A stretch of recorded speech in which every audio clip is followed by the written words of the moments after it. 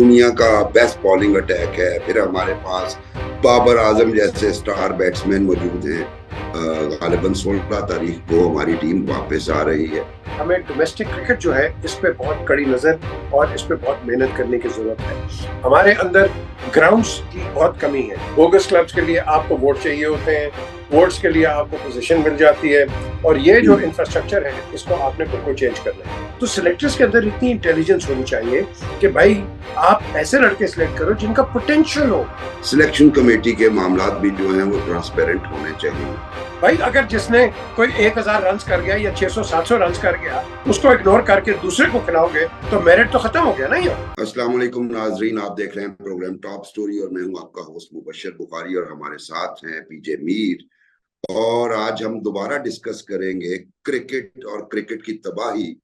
क्योंकि पाकिस्तान, जिसके बारे में ये कहा जाता था कि पाकिस्तान दुनिया का बेस्ट बॉलिंग अटैक है, फिर हमारे पास बाबर आजम जैसे स्टार बैट्समैन मौजूद हैं। और हालात ये हैं कि हम गालिबन 16 तारीख को हमारी टीम वापस आ रही है। हम भी हमेशा दुआओं पे और मौसम पे डिपेंड करते रहे। तकरीबन मोर और लेस अगर आप देखें तो सारे इंटरनेशनल टूर्नामेंट में तकरीबन तकरीबन यही होता रहा। और हम हादसाती तौर पे पहुंचते रहे, कभी सेमीफाइनल में, कभी क्वार्टर फाइनल में, कभी फाइनल में।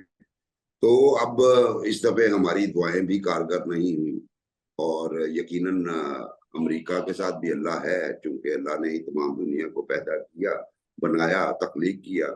तो वो सुपर 8 के मरहले में पहुंच गए हैं और हमारी टीम, उम्मीद है कि ईद का दिन तो वो शायद इधर ना गुजार सके। हाँ, वो जिसे टरू कहते हैं, टरू को आके कुर्बानी शुरबानियां करेंगे। लेकिन इस सारी सूरत हाल का जिम्मेदार कौन? हम पहले एक प्रोग्राम कर चुके थे और पीजे ने अपना भरपूर उस पर तजिया भी दिया और इनसाइट्स भी दिए कि पाकिस्तान क्रिकेट टीम में सिलेक्शन किस तरह होती है, क्या होना चाहिए आइडियली, क्या वो हमें क्रिकेट का पुराना डिपार्टमेंटल क्रिकेट की तरफ जाना चाहिए।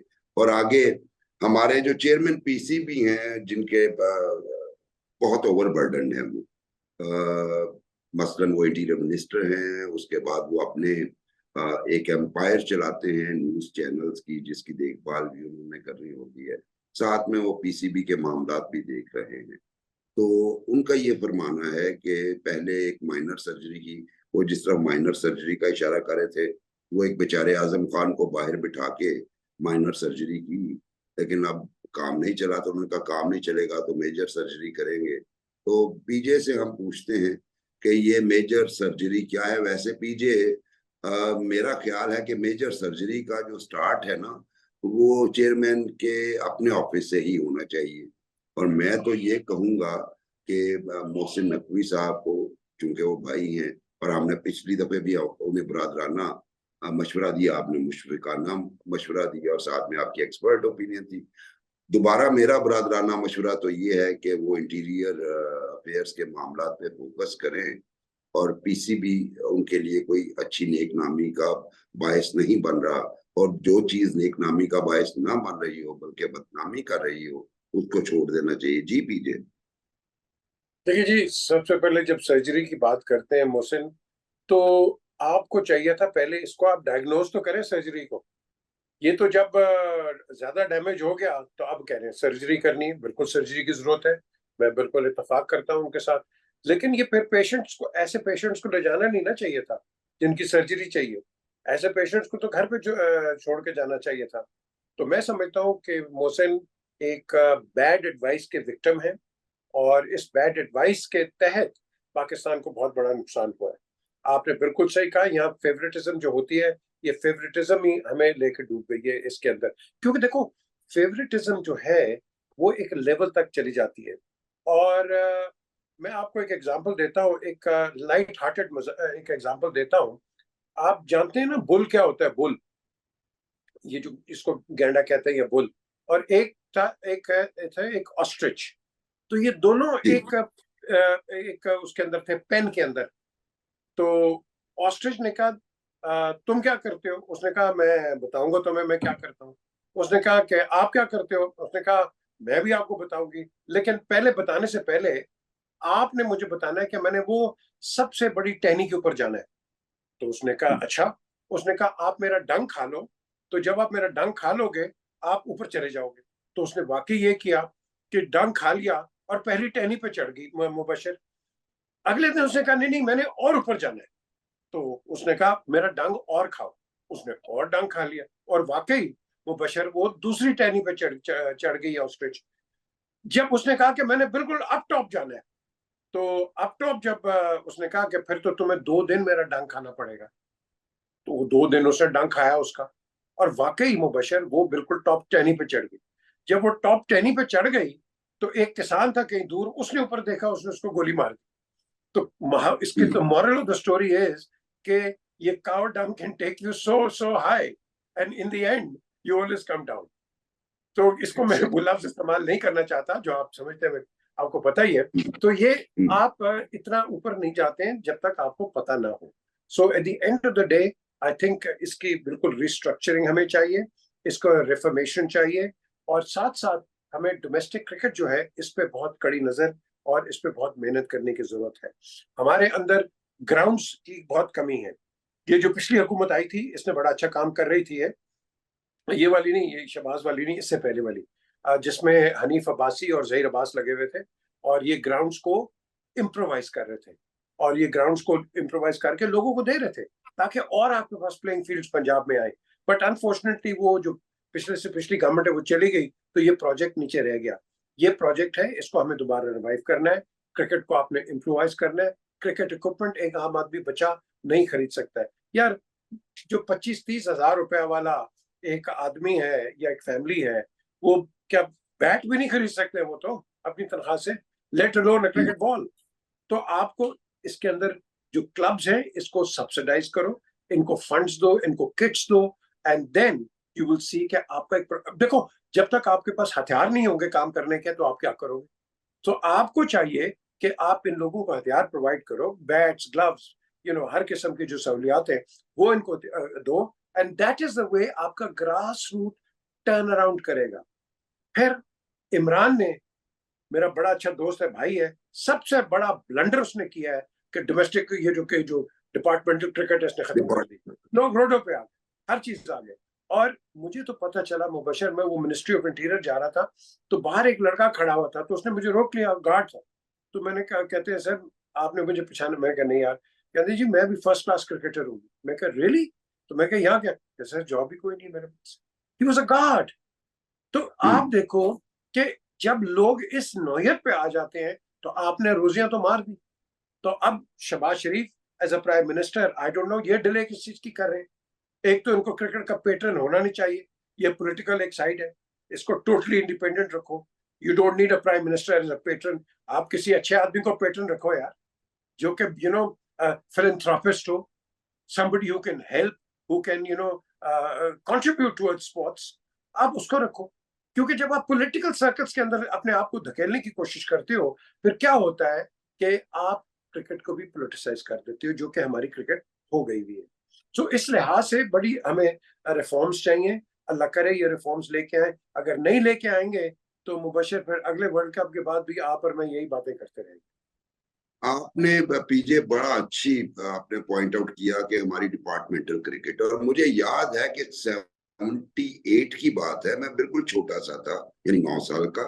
उस वक्त आपको याद होगा, एक उस वक्त हमारा जो क्रिकेट बोर्ड है, इसका नाम कुछ और हुआ करता था, बोर्ड ऑफ क्रिकेट, जी, board of BCC. Cricket for cricket in Pakistan. जी, बोर्ड ऑफ जी कंट्रोल। बिल्कुल, जी बिल्कुल। और उन्होंने एक ट्रॉफी की थी इंडिया के दौरे से पहले, ताकि टीम को सिलेक्ट किया जाए।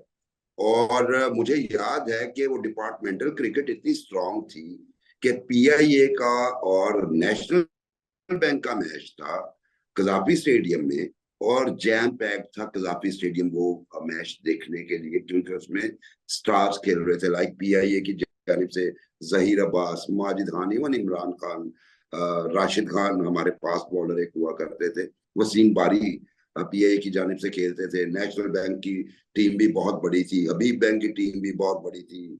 उसके साथ साथ आपको वापडा नजर आता था। तो ये टीमों से ही नेशनल प्लेयर निकलते थे। वो उस डोमेस्टिक ढांचे का चूंकि मुखालिफ थे सबसे बड़े इमरान खान, वो जब क्रिकेट खेलते थे तब भी वो उस स्ट्रक्चर को तस्लीम नहीं से करते। अल्टीमेटली जब वो आए तो उन्होंने वो रीजन्स में कर दिया। अच्छा, रीजन्स में ठीक है, क्रिकेट होती है, लेकिन शायद अवामुन्नास के लिए वो दिलचस्पी का बायस नहीं। और दूसरी बात यह है कि रीजनल क्रिकेट का एक नुकसान जो मैंने देखा है वो ये है कि क्रिकेट में भी वो पॉलिटिक्स, एथनिसिटी आ गई है, एथनिक इश्यूज आ गए हैं। अभी माजी में आपको याद होगा जब आप क्रिकेट खेलते थे, लाहौर कराची ग्रुप्स बन जाते थे। अब जो है यहाँ पे उर्दू स्पीकिंग, पंजाबी, पख्तून, ये ग्रुप बन गए हैं। ये एक नई मुसीबत है। तो मेरा ख्याल है कि डिपार्टमेंटल क्रिकेट का रिवाइव जैसे आप फरमा रहे हैं बड़ा जरूरी है। फिर आपको याद होगा, बल्कि आप पैटर्न भी शायद हों, क्लब्स हुआ करते थे लाहौर के, जैसे मॉडल टाउन में 3-4 क्लब्स हैं, जैसे वादत ईगलेट्स थी जहां से मोहसिन कमाल निकला और बड़े प्लेयर निकले। तो उन क्लब्स का भी जो है वो खाना खराब, बेड़ा गर्क हो गया, क्योंकि अब आपकी बात बिल्कुल ठीक है, बैट बॉल खरीदना ही मुश्किल सा काम हो गया। तीसरी अहम बात, हमें हिस्ट्री में देखना पड़ेगा, अगर रिसेंट हिस्ट्री की हम बात करें, कि कौन सा चेयरमैन ऐसा था जिसके दौर में कुछ बेहतरी हुई, कम से कम जिद्दत के साथ। तो उसमें अगर ये कुछ मैं गलत नहीं कहता, तो हमें सिर्फ एक ही बंदा नजर आता है, नजम सेठी। मतलब revival of cricket in Pakistan after 2009 terror attacks, फिर पीएसएल अपनी जगह पे एक सक्सेस पाकिस्तान में इनकाद। और फिर हमने उसमें देखा कि जरा नजम ना स्ट्रेट फॉरवर्ड आदमी है, वो चीजों को बिल्कुल वो उस पर कोशिश करते हैं कि हैंडल करें, कि जिसमें वो ना हो। तो हमें उन जैसा ही कोई चेयरमैन चाहिए, जिसके पास तजर्बा भी हो और कम से कम शो करने के लिए कुछ हो इन बुक और डॉक्यूमेंट्स के, मेरे दौर में ये हुआ। वरना हम नित नए तजर्बे करते रहेंगे एक होप के साथ, तो मेरा ख्याल है ये ठीक नहीं। आपका कमेंट चाहूंगा। और पिछले प्रोग्राम में पीजे हमने कहा था कि ये जो पर्ची सिस्टम है, जो रिश्तेदारियां हैं, जो दोस्तियां हैं, और जो दूसरे मामलात हैं, आप दूसरे मामलात फिर किसी और प्रोग्राम में पीजे करेंगे, उनकी पॉलिसी हमें तर्क करनी पड़ेगी।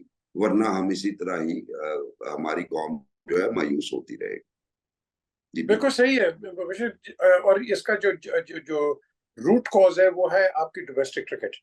क्योंकि आप बोगस क्लब्स बना लेते हैं, बोगस क्लब्स के लिए आपको वोट चाहिए होते हैं, वोट्स के लिए आपको पोजीशन मिल जाती है, और ये जो इंफ्रास्ट्रक्चर है इसको आपने बिल्कुल चेंज करना है। ये बिल्कुल आप इसको कोशिश करें, इसको चेंज करें। मुझे याद है कि ज़का अशरफ ने भी कोशिश की थी, नजम सेठी ने भी की है, उससे पहले डॉक्टर नसीम अशरफ ने भी की है। तो ये हमें एक एक कंटिन्यूटी पॉलिसी इसके अंदर चाहिए। ये नहीं कि मैं आया हूं तो मैं कोई नई चीज लेके आऊं, क्योंकि हम तो सिस्टम से चेंज करते रहते हैं। आपने हर जगह देखा, पॉलिटिकली भी आप देख लो, स्पोर्टिंग वाइज भी देख लो। हम कहाँ थे स्क्वॉश के अंदर, कहाँ थे हॉकी के अंदर, और हमने खुद ही अपना बेड़ा गर्क किया, किसी ने हमें हराया तो नहीं है ना।